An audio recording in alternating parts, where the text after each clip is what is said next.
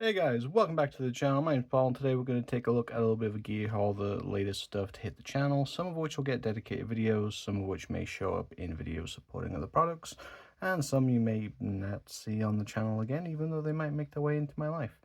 So, some of these products will have been provided by the manufacturer. I'll try and call out whenever that has happened, and there'll be links to everything down below, affiliate links where possible to support the channel. So let's get cracking with our most recent acquisition. So first up, we have this floral Swiss Army knife. This is a Swiss Army knife intended for gardening purposes. It is single bladed, although you can get gardening focused sacks that also have kind of a pruning style blade. This is single bladed. This has nylon handles, so you can see the difference between that and the normal Solidor.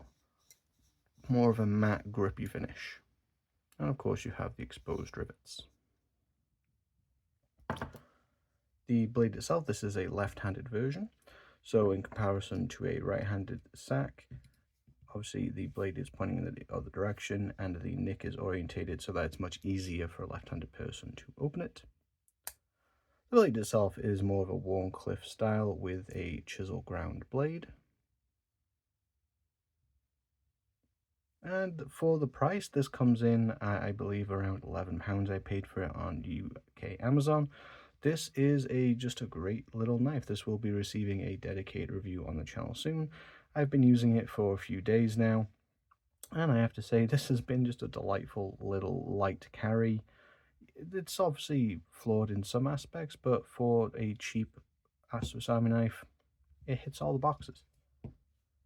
And here we go, 91 and 58mm. And blades out. So yeah, for about £11–12, this is just a great carry if you're looking for a cheap knife to support an existing carry, to keep in a toolkit, whatever have you, or if you're actually going to use it for its intended purposes in the garden. Just a great little supportive sack EDC knife. Next up is something that I was honestly surprised is not more commonplace. This is a USB-C to C cable. Specifically, this is a 1 to a 2 split cable. We have so much USB-C based goods in our life now. Phones, tablets, earbuds, flashlights. If you are a fan of the channel, you've probably got a fair few of those in your life. Other miscellaneous gadgets, USB-C has taken over as the prevailing charging standard. However, USB-C ports are not always in abundance. And just when you're charging a lot of things at once in general, it's convenient to have a split cable. This is from Anker. I want to say this was like £12–13, something like that, very cheap, but it is a braided cable. We do have this quite large, chunky plastic junction box where it splits, some nice rubberized USB-Cs. It's Anker brand. Now, I've never really had a problem with Anker, especially their cables. They're my go-to brand for cables. Obviously, you could probably find other versions of this style cable if you want to look it up. Personally, I've used this a little bit. It comes included with some nice quality Velcro ties for storage, and this is what I would recommend, but this is also the only split cable I have experience with. So just a little charging accessory, Anker 2-to-1 or 1-to-2 USB-C charging cable. This is something that I've had for a little while now, the Alpaca zip pouch, and I'll be honest, I'm not sure if I've shown this in a previous gear haul, but I'm starting to think about what to do with it, and so it's kind of in my mind, and so it's in this video.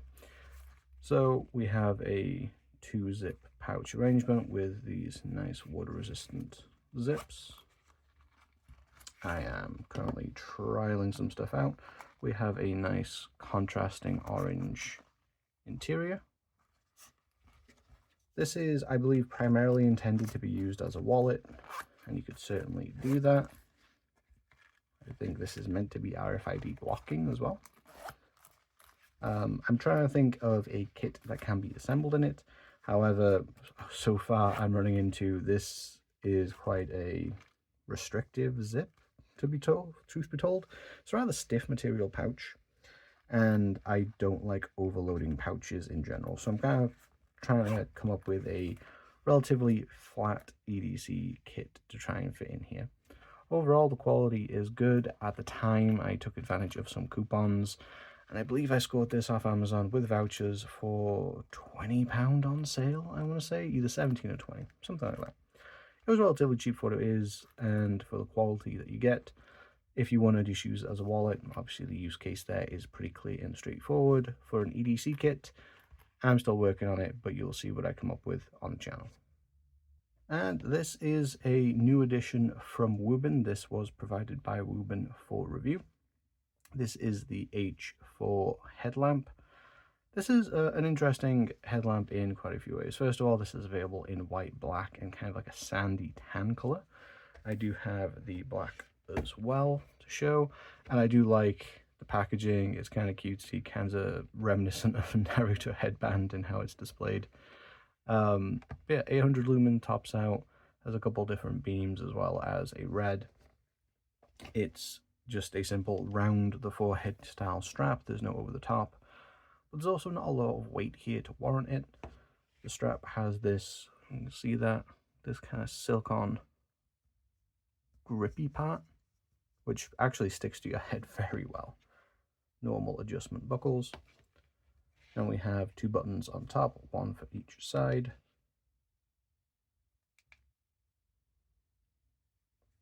And there is a red emitter in the middle.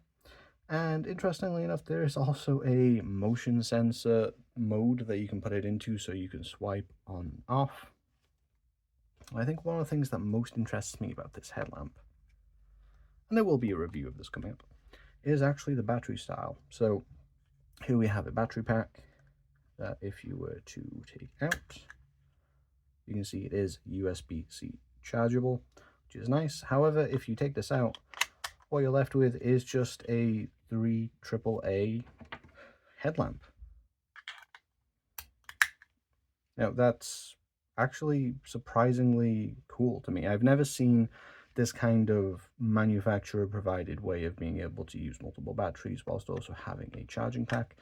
It honestly reminds me of third-party Xbox controller rechargeables from back in the day. This is a neat little solution. It's a pretty good headlamp for a budget.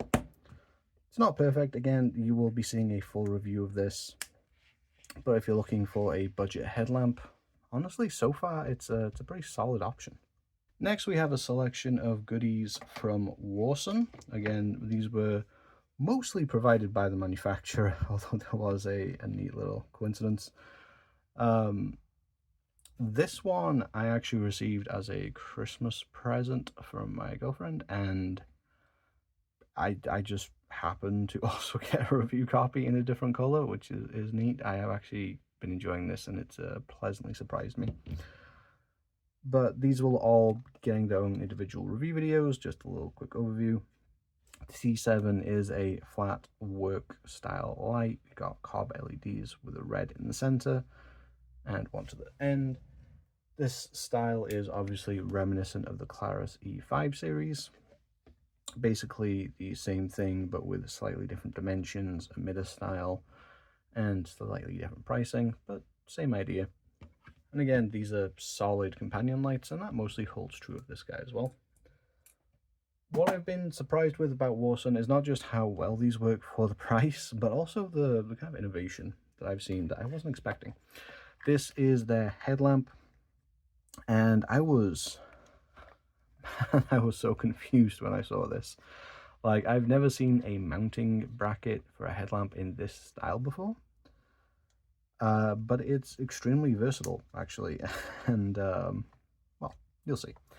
So we have two throwy emitters with a red in the middle. For the diffuse, instead of going for a different style optic on the front, they actually have almost a fill panel flip-up, which is, it's unusual. I've never seen a headlamp do this before.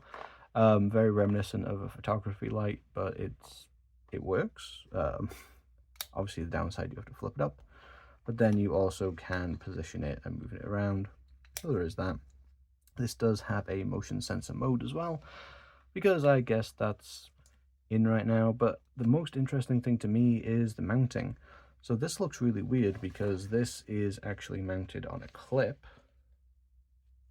You can see this is a clip system. This is just a jut of plastic on a headband for it to clip to. And then here you have the clip system itself. So this folds down, and then you just have a pocket clip based headlamp. This does also come with an attachment so that you can use it on a bicycle or a scooter. So basically the bar of the handlebar will just go into this. You secure it around like that. And to attach, this actually comes off, excuse me, and then the whole thing slides on. The attachment points and the fact that you get this amount of accessorizing with such a budget headlamp, and again, prices and URLs and everything down in the description, was honestly very surprising. Again, there are compromises. I think the main compromise in general with Warsun is they have some innovation, they have a lot of great features. The build quality tends to be feeling a little cheap. I'm not saying that it's going to be an issue, but you do definitely feel it in that regard. But generally they work pretty well. This is meant to be a camping lantern. It can definitely be used in that way. Honestly, it seems more suited for... I think this is honestly better suited for photography or just area lighting in general rather than necessarily camping, because you do have this fill style here. You also have 4 different color temperatures, so you can choose. You also have a cat who will meow in the background to make her presence heard. And we will now be doing this with a co-host. So we do have 4 different adjustable color temperatures. We also have 4 LEDs for brightness indication. Now in terms of charging, we have a USB-C. We also have a USB-A out to use as a power bank. And of course we have a lovely solar panel. This means that it's actually charging right now from the studio lights.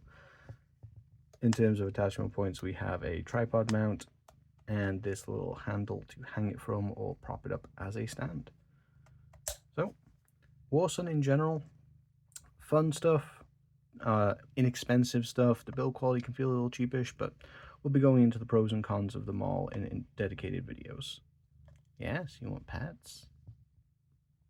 And finally, we have the Maxpedition Beefy, who is going to be shown much better in the dedicated review, but we're contending with a cat right now. So this is the similar style to their, I forget what they're called, like the vintage original, their original styling for their pouches. We have a nice big molly attachment point here, a mesh front so you can slip things down. This is held in by some Velcro.